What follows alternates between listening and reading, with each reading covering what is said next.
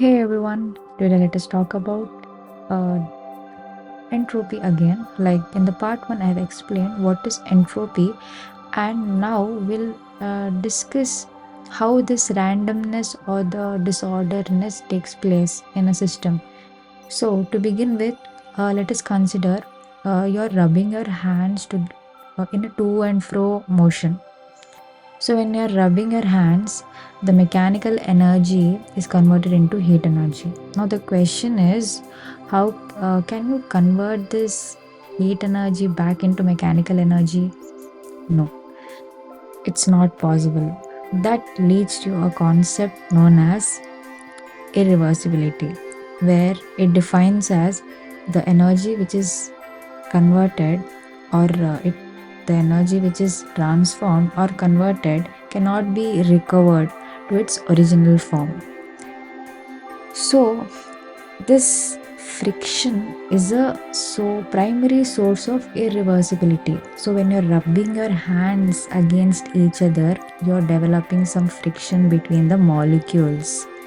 There is some friction between the molecules, or the friction can also be between the molecule and the walls of the system. So this friction is developed. How it is developed? It is because of surface roughness, deformation, or some adhesive forces. Adhesive forces in the sense like van der Waals forces. Molecules, the molecules and the molecules will be having some van der Waals forces, adhesive forces. So this friction is developed by these things. Now, from where does it come? This is because of internal resistance. Now, when you're rubbing your hands together, the molecules will develop some internal resistance, or it can also be like the interaction between the fluid particles and the walls of the system. The interaction between the fluid particle and the wall of the system. Also, when they interact, there is some internal resistance developed, and due to that friction, it leads to irreversibility, and then it leads to entropy, which is measure of randomness or disorder or dispersion in energy. When you look into this friction, it converts your entire mechanical energy into heat energy. That entire okay, you can also say organized energy. Okay. The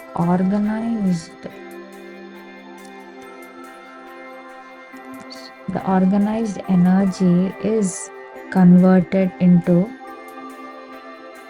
disorganized energy.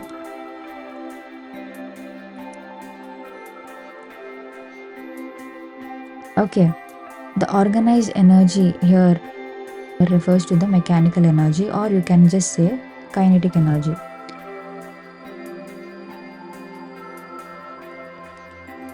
Kinetic energy, and this disorganized energy is converted into thermal energy, that is nothing but heat energy. Okay, this organized energy, whatever you say, that is the concentrated energy between the molecules. Like in the last video I have explained that when the molecules are arranged in order, they will be having a concentrated energy. Now when you rub your hands, it leads to some dispersion in energy, disorganized energy. The energy disperses in different directions, so it leads to a dispersed energy, like the thermal energy, which is nothing but disorganized energy, is dispersed as heat, and that heat becomes less useful. The organized energy will be more useful, and the disorganized energy is less useful as the energy is dispersed, and as the energy is disorganized, so it becomes less useful. So this becomes less useful. You can't use this energy, and this organized energy is the useful energy which we want.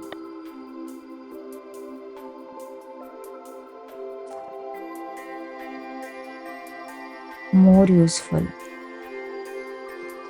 Okay, that's how this entropy is developed. Because of this disorganized energy or the molecules getting scattered, this molecules, when they're arranged like this and suddenly there is some friction between the walls of the fluid particles and the molecules and the wall of the system, or it can be because of external force also, like when you're rubbing your hands together, the molecules get displaced. Or suppose this molecule goes somewhere here, this molecule goes somewhere here, this molecule comes here, this molecule leaves this part. So how much disorder is taking place? Like from order, you're getting some disorder. In real life, you get this disorderness. That is measured by entropy. That is measured by entropy. Yeah. So once again, let us revise this topic. So first, I started with the example that is rubbing your hands together. So when you rub your hands together, the mechanical energy is converted into heat energy. The question is, can you convert that heat energy back to mechanical energy? No, you can't convert. So that leads to a concept known as irreversibility. That irreversibility, I'll just write down here, irreversibility.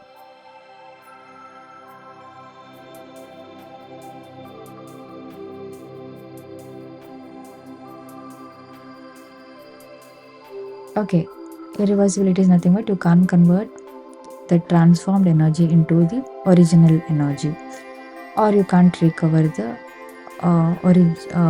energy in its original form. Okay, how this friction is developed? It's because of surface roughness, deformation, adhesive forces. From where does it come? It comes because of internal resistance. Like when you're rubbing your hands, there is some internal resistance developed to avoid that thing. Or there is an interaction between the molecules and the wall of the system. Because of that also, this friction is developed. Okay, now this irreversibility, when it is lost, like the organized energy is converted into disorganized energy. When you're rubbing your hands together, the organized energy was like they were normal, they were in their ordered, the molecules were in their order, they were arranged in an order. So they were having some organized energy, which is kinetic energy, and you convert it into some heat energy, disorganized energy. And the organized energy is the more useful one, and this disorganized energy is the less useful one. And this leads to the measure of randomness. Because of friction, because of irreversibility, you'll be having some randomness or disorderness in the system. So that's how you measure this entropy. That's how the randomness is measured with the help of entropy. Here they have less entropy, and here you have more entropy. Okay, here the order is there, so you have less entropy. Here some disorder is present, you have more entropy. If there is some friction, you'll be having entropy, which is written, the symbol is S. If the friction is more, the entropy also is more, the randomness is also more. If the friction is less, the randomness is also less. Okay, that's all for today. Thank you all for watching this video, and do like, share and subscribe.